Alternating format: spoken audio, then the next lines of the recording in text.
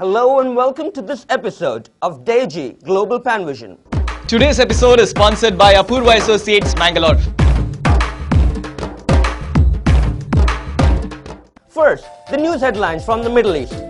Mangalorean family from Australia critically injured in a road mishap in Abu Dhabi. Winter arrives in Saudi Arabia, hits normal life. Top cricketers wins Emirates Paradela Sunil de Mello Memorial Cricket Tournament. Belmont parishioners in UAE celebrates 5th anniversary. Mangalorean parents in Dubai interact with St. Joseph Engineering College Director Father Valerian. News headlines from Mangalore. Preparations enter top gear for Konkani Nirantari, Maan Soban's mammoth effort to enter Guinness Records. In our entertainment bash, we have a song, Lovelina, by Yanchiko from Lorna Show, held in Mangalore. And in our today's episode, we offer a special tribute to an angel, talented Mangalorean child, Melissa Govius, who died in a road crash in Oman.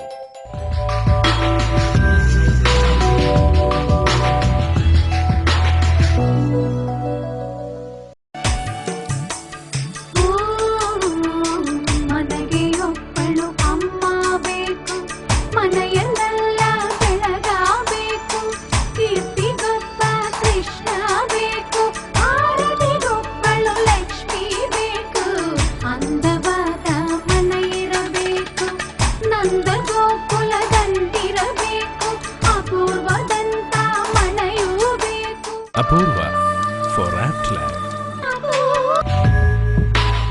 News in detail.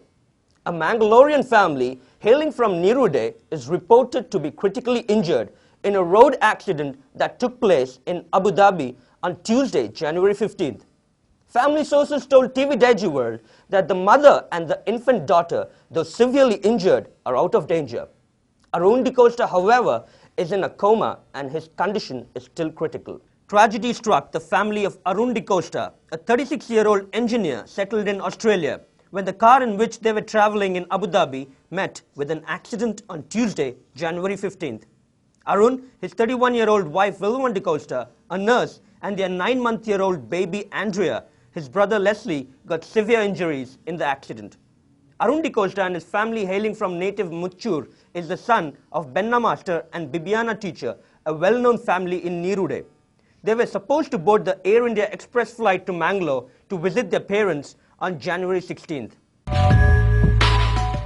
Many believe that Saudi Arabia is a hot place, as much of the nation's landmass consists of desert. But in reality, Saudi Arabia is an extreme country in terms of climate. During summer, it is very hot, and when winter sets in, the temperature reaches below zero. So this time too, the oil-rich kingdom is being hit with sub-zero temperatures and snowstorms with freezing winds. After a hot summer now, the winter has shrouded the kingdom of Saudi Arabia in its freezing fist. At the beginning itself, the winter season snowballed with the intense sub-zero weather, making the people to sit in their houses and rooms. Initially, there was a break in the Arctic conditions for 3 to 4 days after its start, but its tempo got frenzied, coming up to -5 and more degrees Celsius in Al Qasim province and in the northern parts like Arar, Turaif and other places. Similarly, it was -2 degrees Celsius in the capital city Riyadh on January 16th, 4 to 5 degrees Celsius in eastern province like Dammam, Al-Khobar, Al-Hassa, Jubail and other places respectively. About 15 people have died owing to the extreme cold weather. Emirates Paradela, the well-known social and charitable organization based in UAE, organized Sunil de Mello Memorial Indoor Cricket Tournament on Friday, January 18th in the Indoor Cricket Ground at InSports Dubai. Sunil de Mello was a talented sportsman, member of Emirates Paradela and a well-known personality around Abu Dhabi who died of brief illness on August 23rd last year. The response to the tournament was overwhelming. Emirates Paradela, one of the premier Mangalorean association in the Middle East, organized a Sunil de Mello Memorial Cricket Tournament in Dubai on Friday, January 18th. The response to the tournament was tremendous. Owing to several entries, only 12 teams were selected to play in the tournament held at InSports Club Dubai. In the semi-finals, Milagros cricket team defeated Friends Abu Dhabi and Hawk cricketers defeated Derebel cricketers. Hawk cricketers lifted the trophy by defeating Milagros cricketers in the finals. Harish Sherigar, managing director of Acme, Belinda Di Mello, wife of late Sunil Di Mello, Dolphy Was, former president of KCO, and eminent Mangaloreans in Abu Dhabi were the guests of honor. Emirates Paradela president Franklin Dicuna was also present. Belmont parishioners living in UAE gathered at Al Mas Hotel Apartments on Thursday to celebrate the Belmont annual function. It was an occasion to celebrate for the parishioners of St. Joseph's Church as the association turned 5, and they celebrated it in a big way. Belmont parishioners residing in the United Arab Emirates celebrated the 5th anniversary of the association in a grand manner. The event was organized at Al Mas Residency on Thursday, January 17th evening. Arthur D'Souza, president of the association, delivered the keynote address. Various entertainment programs were held. The members of association and their children enjoyed various games. The event was concluded with stupendous buffet followed by games. It was indeed a family day out for the parishioners of Belmont in UAE. St. Joseph Engineering College is a Catholic minority educational institution run by the Diocese of Mangalore at Wamanjur.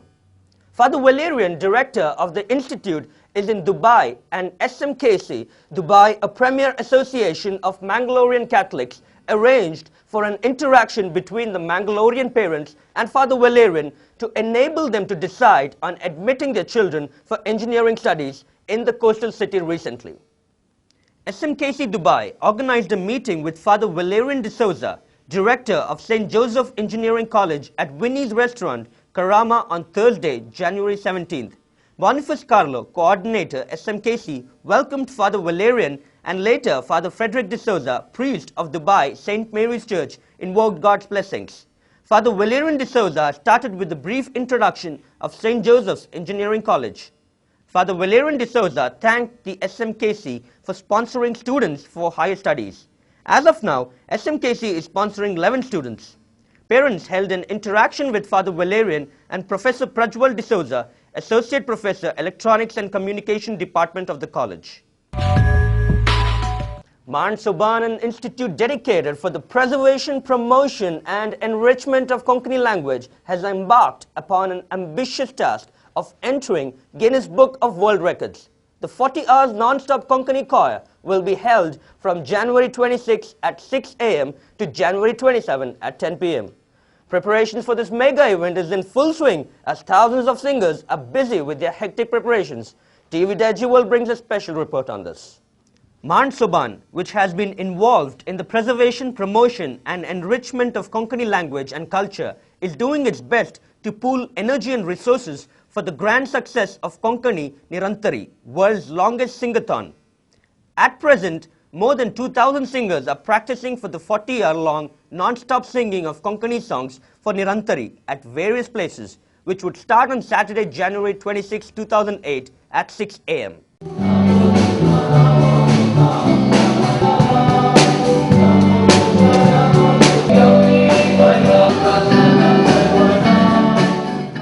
Hectic practice sessions are on at Kalangan in Shaktinagar every day, in which music groups from Dakshina Kannada are participating.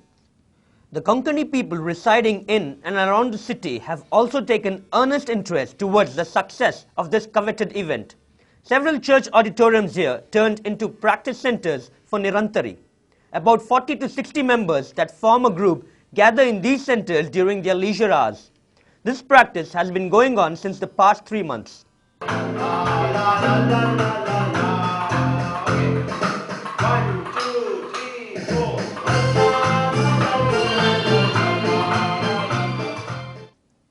More than 600 songs will feature in the entire singathon, while the Guinness rules restricts the duration of each song to 210 seconds. No scope to repeat the songs in any forms, besides no gap will be allowed between the songs. Moreover, each group of singers will be allowed to sing a maximum of 15 songs, out of several groups which are formed for the event. Hence, the organizers have lots of responsibilities to organize all this manpower for a single goal.